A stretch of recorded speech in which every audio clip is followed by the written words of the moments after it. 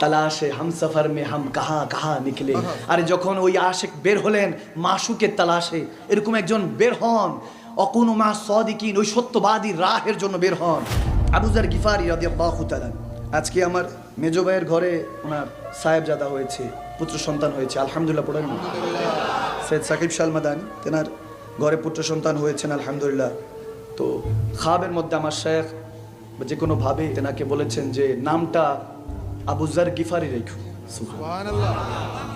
আমার নবী সবসময় বলতেন যে মুসা আলাইহিস সালামের জামানাতে মুসা আলাইহিস সালামের একজন দরবেশ ছিল, তেনার নাম ছিলেন হযরত খিজির আলাইহিস সালাম। হযরত খিজির আলাইহিস সালাম।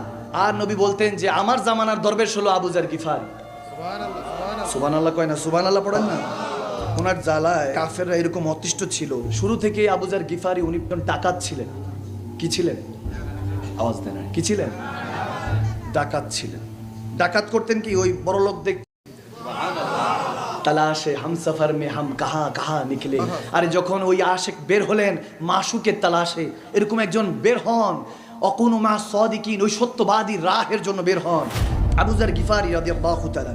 আজকে আমার মেজো ভাইয়ের ঘরে ওনার সাহেবজাদা হয়েছে, পুত্র সন্তান হয়েছে, আলহামদুলিল্লাহ পড়েন। সৈয়দ সাকিব শাহ মাদানী, তেনার ঘরে পুত্র সন্তান হয়েছেন আলহামদুলিল্লাহ। তো খাবের মধ্যে আমার শেখ যে কোনোভাবে তেনাকে বলেছেন যে নামটা আবু যার গিফারি রেখো। আমার নবী সবসময় বলতেন যে মুসা আলাইহিস সালামের জামানাতে মুসা আলাইহিস সালামের একজন দরবেশ ছিল, তেনার নাম ছিলেন হযরত খিজির আলাইহিস সালাম। হযরত খিজির আলাইহিস সালাম।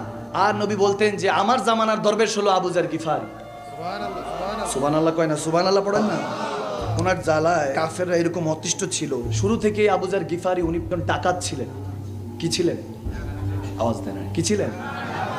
ডাকাত ছিলেন। ডাকাত করতেন কি? ওই বড় লোক দেখ